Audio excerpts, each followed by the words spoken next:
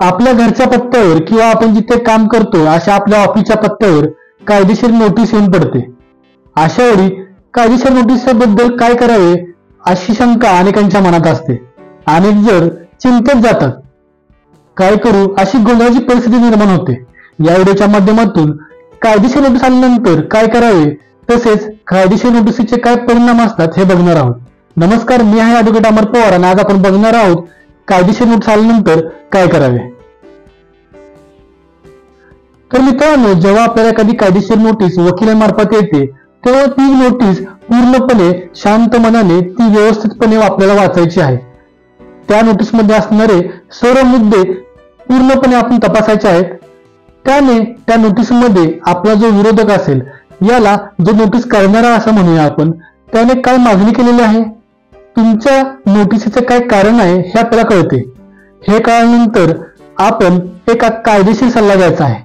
हा कायदेशीर सल्ला एका ज्येष्ठ व अनुभवी वकिलांचा तसेच वकिली शिक्षण असणाऱ्या वकिली ज्ञान असणाऱ्या व्यक्तीचा घ्यायचा आहे. तुम्हाला जी नोटीस आलेली आहे ती नोटीस कशामुळे आलेली आहे याचे कारण सांगायचे आहे तसेच ती नोटीस त्यांच्याकडे द्यायची आहे. वकील ती नोटीस पूर्णपणे योग्यरित्या वाचून तुम्हाला याबद्दल विचारतील. म्हणजे जर समजा तुम्हाला चेक बाउंस झालेली नोटीस आलेला असेल तर तुम्ही वकिलांना तो चेक का दिला होता, तो चेक का दिला होता, त्याची कारणे व सर्व ट्रान्झॅक्शन तुम्ही सांगितले पाहिजेत. याचा अर्थ वकिलांना तुम्ही सर्व काही माहिती दिली पाहिजे.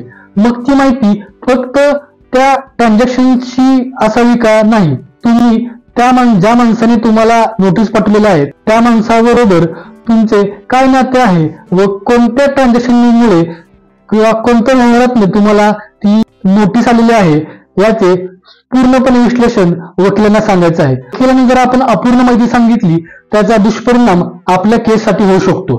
त्यामुळे मित्रांनो, कोणतीही गोष्ट ही वकिलांना आपण सांगायला हवी. त्यानंतर दुसरी गोष्ट येते वकिलांशी चर्चा केल्यानंतर पुरावे गोळा करणे. मित्रांनो, जेव्हा आपण एखादी कायदेशीर नोटीस येते तेव्हा आपण काही ना काहीतरी आपल्यात वादविवाद असतात. जसे की तुम्हाला सांगितले चेक बाउन्सच्या केसबद्दल, जर त्याबद्दल तुमच्याकडे कुठले पुरावे आहेत, कोणते ट्रान्झॅक्शन्स आहेत किंवा बँकेकडून काय तुमच्याकडे एखादं कागदपत्र आले असेल किंवा बँकेची नोटीस असेल, अशा सर्व गोष्टी तुम्ही वकिलांना द्यायच्या आहेत. कारण आपल्याला त्या नोटीसीचे प्रत्युत्तर सुद्धा द्यावे लागते. ते प्रत्युत्तर कायदेशीर, मुद्देसूद तसेच आपला बचाव करणारं असावं लागतं. त्यासाठी तुम्ही वकिलांना सर्व प्रकारची माहिती देणे आवश्यक आहे. मित्रांनो, अनेक वेळा त्या नोटीसीमध्ये आपल्याला नोटीसीचे उत्तर येण्यासाठी किंवा त्यांची काही मागणी पूर्ण करण्यासाठी ठराविक वेळ दिलेला असतो, जसे की 7 दिवस, 15 दिवस, 1 महिना. त्यामुळे ती नोटीस वाचल्यानंतर आपल्याला त्या नोटीसीचं उत्तर देण्यासाठी किती वेळ दिलेला आहे हे बघणे महत्वाचे आहे आणि त्या दिशेने पाऊल उचलणे महत्वाचे आहे. योग्य वेळी पाऊल उचलणे महत्वाचे आहे. कारण जर आपण त्या नोटीसीला योग्यतेने जर उत्तर दिले नाही किंवा टाळाटाळ केली तर आपल्या पुढील कायदेशीर कारवाईस आपल्याला त्याचा अडथळा निर्माण होऊ शकतो व ती गोष्ट आपल्याला हानिकारक होऊ शकते. त्यामुळे नेहमी अशा वेळी योग्य कायदेशीर सल्ला घ्यायला हवा.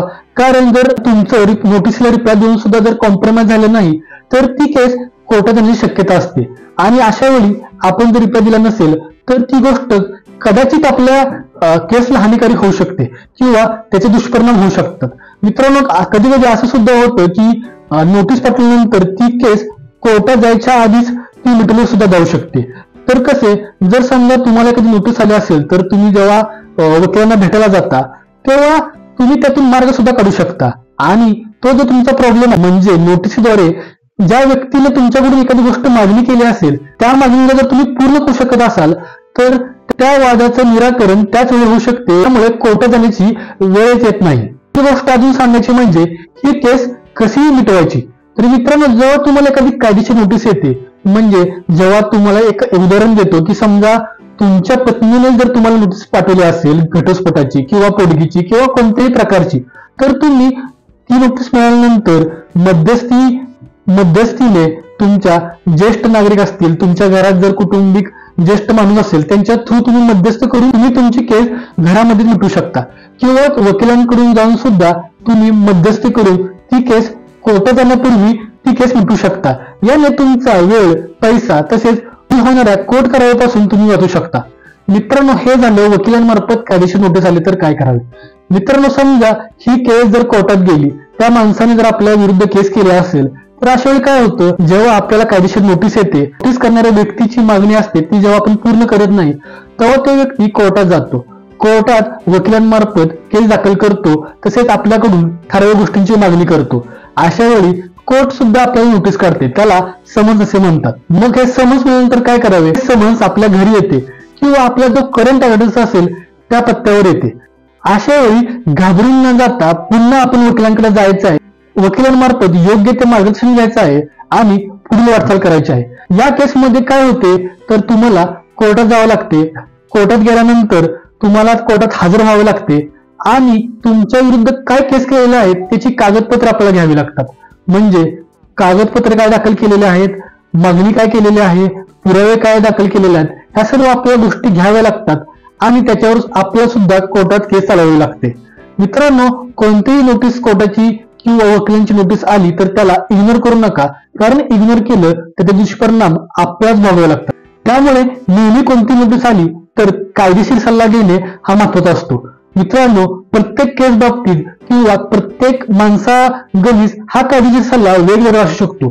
त्यामुळे आपल्या केस बाबतीत वकिलांच्या मार्गदर्शनाखाली आपण आपली केस चालवावी लागते, कारण त्यांचा एखादा छोटासा सल्ला सुद्धा आपल्या भविष्यातील मोठ्या अडचणींना दूर करू शकतो. मित्रांनो, हा व्हिडिओ आपणास कसा वाटला आम्हाला नक्की कळवा आणि अशाच नवीन व्हिडिओसाठी आमच्या चॅनलला सबस्क्राईब करायला विसरू नका.